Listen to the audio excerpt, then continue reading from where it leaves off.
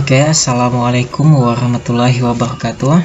Teman-teman semua, pada video kali ini kita akan latihan soal pengetahuan umum Bintara Polri. Oke, nah ini soal nomor 1. Salah satu nilai yang terkandung dalam sila ketiga Pancasila adalah, sila ketiga Pancasila. Nah, yang ketiga itu kan bunyinya Persatuan Indonesia, ya kan? Nah, jadi kita fokus ke kata bersatu atau persatuan. Nah, di sini udah kelihatan jawabannya yang B, ya. Nah, kalau yang A ini bukan ya, ini adil, ya. Nah, kemanusiaan yang adil dan beradab. Oke, kalau ini kedaulatan bukan juga, ini adil bukan juga. Kalau ini, nah ini yang pertama ya. Kalau tentang Tuhan itu pasti yang pertama. Oke, kita lanjut soal yang kedua. Nilai yang terkandung dalam Pancasila merupakan suatu sistem yang saling mendasari dan melengkapi. Nilai yang terkandung dalam sila kelima. Nah, sila kelima itu bunyinya keadilan sosial bagi seluruh rakyat Indonesia. Jadi jawabannya yang B, keadilan sosial. Oke, mengutamakan musyawarah untuk mufakat merupakan wujud sikap pengalaman Pancasila sila ... Ayo keberapa ayo? Kalau yang pertama ini udah pasti salah ya, karena ini hubungannya dengan ketuhanan ya. Nah, oke. Ketuhanan yang Maha Esa. 2, ini apa? Kemanusiaan yang adil ya. Nah, ini adil dan beradab. Ini nggak ada hubungannya dengan adab ataupun keadilan. Kalau ketiga, persatuan. Nah, ini kalau musyawarah untuk mufakat itu tidak ada hubungannya dengan persatuan Indonesia ya, nggak ada. Kalau keempat ini kerakyatan yang dipimpin oleh hikmat kebijaksanaan dalam permusyawaratan. Sekali lagi, permusyawaratan perwakilan. Nah, dari ini udah jelas keempat ya. Nah, kemanusiaan yang adil, ini kerakyatan yang dipimpin. Nah, musyawarah untuk mufakat ya. Oke, hubungannya dengan keempat. Kebijaksanaan dalam permusyawaratan ya, musyawaratan gitu. Nah, kalau kelima, keadilan sosial bagi seluruh rakyat Indonesia. Ini keadilan ya. Jadi yang tepat itu yang D. Oke, nomor 4 ya. Salah satu bukti keterbukaan Pancasila sebagai sebuah ideologi adalah, nah, keterbukaan ya. Kalau keterbukaan itu ya apapun yang masuk pasti diterima ya, asalkan tidak bertentangan. Nah, oke gitu ya secara sederhananya. Kalau yang A, keterbukaan dalam menerima semua pengaruh globalisasi. Nah, semuanya mau diterima, mau benar atau salah itu semuanya diterima. Nah, ini salah ya. Nah, kalau yang salah itu nggak boleh kita terima. Nah, kalau yang ini B, keterbukaan menerima budaya asing khususnya Barat. Nah, kalau budaya asing itu banyak banget pakai pakaian bikini gitu ya. Nah, itu bisa merusak pola pikir anak bangsa ya. Kalau yang C, keterbukaan menerima budaya asing ya. Ini dia menerima budaya asing yang tidak bertentangan dengan nilai-nilai Pancasila. Nah, ini betul ya. Nah, ini jawabannya. Nah, kok itu betul Kak? Nah, ini dia kan menerima budaya asing nih ya. Budaya asing yang tidak bertentangan dengan nilai-nilai Pancasila. Contohnya tuh negara Jepang. Nah, negara Jepang itu kan mengajarkan kepada masyarakatnya untuk bekerja keras. Nah, itu suatu budaya yang positif ya. Jadi boleh negara Indonesia atau Pancasila ini menerimanya gitu. Kalau yang D, keterbukaan menerima paham lain. Nah, ini tidak semua paham itu bernilai positif. Oke, jadi ini salah ya. Keterbukaan menerima intervensi asing dalam segala lini. Nah, ini juga salah ya, dalam segala lini. Kalau sektor tertentu, sektor yang positif itu boleh ya. Nah, jadi kita harus paham betul-betul nih soal. Oke, kita lanjut ke soal berikutnya. Oke, bentuk pengamalan Pancasila dalam rangka pembangunan ekonomi adalah, nah, garis bawahin pembangunan ekonomi ya. Oke, A. Berlakunya sistem ekonomi kerakyatan. Nah, ini betul nih ya. Oke, harganya ya kita sesuaiin lah ya dengan budget rakyat kita gitu. Sistem monopoli yang diterapkan. Nah, ini sistem monopoli ini malah menghancurkan ya, ini salah. Kaum sosialis menguasai sektor ekonomi. Nah, ini juga salah ya. Nah, penyelenggaraan ekonomi untuk kepentingan tertentu. Nah, ini juga nggak boleh ya, harus bersifat umum ya. Nah, mau ia agamanya ini, sukunya ini, ataupun apapun itu ya harus boleh dong ya jual beli ya. Sistem ekonomi dikuasai kapitalis. Nah, ini juga nggak boleh ya. Ya, orang miskin juga boleh dong ya buat jual beli. Nah, jadi yang paling benar itu yang A, berlakunya sistem ekonomi kerakyatan. Nah, gitu ya. Jangan sampai rakyat yang miskin itu ditindas gitu. Udahlah miskin, harga sembako dimahalin. Nah, itu salah betul ya. Salah benar maksudnya. Oke, sekarang nomor 6. Nah, di nomor 6 ini saya rasa ini soalnya ya tiap tahun itu keluar ya. Tiap tahun ini sepertinya keluar nih soal jenis ini nih ya. Ini. Pertanyaan yang ini nih kayaknya tiap tahun tuh keluar ya. Negara Kesatuan Indonesia yang berbentuk republik. Nah, ini nih, yang berbentuk republik. Ini kayaknya sering banget nih keluar nih. Tercantum dalam apa? Ayo, 1, 2, 3, 4, 5. Ayo, yang mana? Oke, jawabannya yang pasal 1 ya. Nah, ingetin. Kalau NKRI ya, NKRI itu berbentuk republik tercantum dalam pasal 1 ayat 1 ya. Nah, oke. Yang betul tuh ayat 1 ya. Ayat 1 Undang-Undang Dasar 1945. Jawabannya yang A ya. Nah, pasal 1 ayat 1 ini ayatnya kok nggak ada ya. Nah, yang saya ingat tuh ayat 1 ya. Nah, coba dicek di Google ya, insya Allah betul lah ya. Kalau saya salah ya mohon diingatkan. Oke. Kita lanjut ke nomor 7. Oke, nomor 7. Di bawah ini merupakan cara mempertahankan ideologi negara kecuali, yang kecuali buat yang bukan ya. Menerapkan Pancasila dalam kehidupan masyarakat berbangsa dan bernegara. Oke, ini betul ya, kita incar yang salah ya. Mengamalkan Pancasila dalam kehidupan sehari-hari. Nah, ini betul. Mengganti ideologi Pancasila dengan ideologi yang lebih fleksibel. Nah, fleksibel ini artinya apa? Ada yang tahu? Fleksibel ini artinya yang lebih mudah juga boleh, yang lebih nyaman, atau dapat kita artikan juga sebagai yang lebih apa yo? Yang lebih lemah ya. Nah, oke. Nah, mudah, lemah gitu.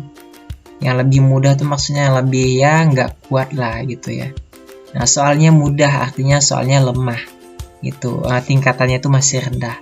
Nah, paham ya maksud fleksibel ini? Oke. Jadi yang lebih lemah gitu, yang lebih tidak kuat. Ini fleksibel yang tidak kuat juga boleh diartikan gitu. Oke, jadi jawabannya yang C. Kalau yang D, menerapkan sila Pancasila secara murni dan konsekuen. Oke, ini betul, menanamkan Pancasila sejak dini. Oke, jadi jawabannya yang C ya. Kita beralih ke soal nomor 8. Memperlakukan setiap orang sesuai haknya sebagai makhluk ciptaan Tuhan. Nah, garis bawahin ciptaan Tuhan ya, ini Tuhan merupakan wujud pengamalan Pancasila. Sila ya, kalau ada kata Tuhan ya, ini pasti larinya ke sila pertama ya. Nah, oke, ketuhanan yang Maha Esa gitu. Udah gitu doang ya. Oke. Berikut ini yang merupakan ciri Pancasila sebagai ideologi terbuka adalah, nah, apa yuk? Ciri Pancasila sebagai ideologi terbuka itu tentunya sekiranya opini masyarakatnya yang positif itu pasti akan diambil ya. Kalau yang A merupakan cita-cita kelompok tertentu yang berkepentingan. Nah, cita-cita kelompok tertentu ya. Nah, ini salah ya. Karena hanya kelompok tertentu aja gitu. Jadi ini salah. Kalau ideologi terbuka itu pasti universal ya. Semuanya tuh boleh memberikan opini yang positif. Menerima dengan terbuka semua budaya asing yang masuk. Nah, ini salah juga ya. Seharusnya difilter, disaring yang mana yang positif. Tidak diciptakan oleh negara, akan tetapi ditemukan dalam masyarakat sendiri. Nah, ini betul ya. Kenapa demikian ya? Karena semboyannya itu kan gini, dari rakyat, untuk rakyat, dan oleh rakyat ya. Dari rakyat, untuk rakyat, dan oleh rakyat gitu. Nah, jadi yang menentukan itu rakyat, bukan suatu kelompok tertentu ataupun kita sebut sebagai pemerintah. Ini yang betul ya, jawabannya yang C. Mengesampingkan hak asasi manusia. Nah, ini udah jelas-jelas salah ya, mengesampingkan. Bersifat totaliter murni. Nah, ini salah juga ya. Oke, nomor 10 ya. Fungsi ideologi dalam suatu negara adalah, nah apa yuk fungsi ideologi? Sebelumnya kita harus tahu dulu nih, ideologi itu apa sih sebetulnya? Nah, ideologi ini kan berasal dari idea ya, idea. Artinya tuh pikiran atau gagasan lah gitu. Sedangkan logika berarti ilmu atau pengetahuan. Ya. Nah, jadi pengertian ideologi itu kumpulan ide-ide dasar, gagasan, keyakinan dan kepercayaan yang sifatnya sistematis sesuai dengan arah dan tujuan ya. Oke, sampai sini jelas ya. Nah, jadi suatu pola pikir ya yang sesuai dengan arah dan tujuan gitu. Udah intinya itu ya. Kalau kita kaitkan dengan suatu negara ya udah dasar, arah dan tujuan bangsa dan negara gitu ya. Nah, ini jawabannya. Yang D. Kalau menjadi paham yang harus dianut ini kurang tepat ya. Kenapa demikian? Karena agama pun paham yang harus dianut gitu. Nah, jadi kurang tepat kalau yang A nih ya. Tapi kalau yang ini ada bangsa dan negaranya, ini lebih tepat banget gitu. Dasar dan arah dan tujuannya itu ya. Mau kemana sih nanti tujuannya gitu. Jadi ada. Oke, semoga aja kalian paham ya. Nah, kita beralih ke nomor 11 ya. Oke, nomor 11. Di bawah ini yang termasuk isi dari Dekret Presiden 5 Juli 1959 adalah isi dari Dekret Presiden 5 Juli 1959 itu sebagai berikut.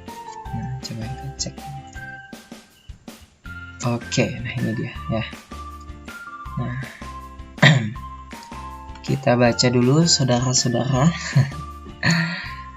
Nah, ini yang pertama ada pembubaran konstituante. Nah, apa juga ini konstituante ya? Nah, intinya itulah ya. Kalau nomor 2 nih, pemberlakuan kembali UUD 1945 dan tidak berlakunya Undang-Undang Dasar sementara 1950. Oke, jadi pemberlakuan kembali Undang-Undang Dasar ya. Nah, ini jawabannya MB ya. Pembentukan MPRS dan DPAS dalam waktu yang sesingkat-singkatnya. Gitu ya. Oke, ini kalau bisa ya diingat-ingat lah ya. Kita beralih ke soal berikutnya. Pemegang kekuasaan eksekutif menurut Undang-Undang Dasar 1945 adalah Nah, ini kayaknya sering juga nih ya muncul ya tiap tahun kayaknya. Ini kekuasaan eksekutif menurut undang-undang ya. Oke, apa yuk jawabannya apa yuk? Ayo. Pasti banyak yang milih MPR nih. Oke, jadi gini ya, pemegang kekuasaan eksekutif menurut UUD 1945 itu ya di presiden ya, bukan MPR. Nah, ingat-ingat ya, jangan sampai ketukar. Ini lumayan loh 1 poin ya. Jadi jawaban yang betul itu presiden. Oke, diingat-ingat. Oke, nomor 13. Berikut ini termasuk pokok sistem pemerintahan sesuai dengan amanat. Ya, amanat. Kita garis bawahin. Yang terkandung dalam Undang-Undang Dasar 1945. Kecuali sistem konstitusional. Nah, ini betul. Ya, ini termasuk pokok sistem pemerintahan ya. Dalam Undang-Undang 1945. Kecuali berarti kita yang cari yang bukan ya, yang salah berarti. Kalau sistem presidensial ini bukan ya, ini nggak masuk ya, ini yang masuk konstitusional yang masuk ya. Presidensial ini enggak. Kekuasaan kepala negara tak terbatas. Artinya apa? Ayo, kekuasaan kepala negara terbatas ya. Jadi nggak boleh presiden itu semau-maunya ya. Nah, tak terbatas. Artinya punya batas. Oke, kita cari yang salah, berarti yang B. Ya, ini yang kecuali. Presiden tidak bertanggung jawab kepada DPR. Nah, ini betul. Indonesia adalah negara hukum ya, ini betul ya. Jawabannya yang B, sistem presidensial.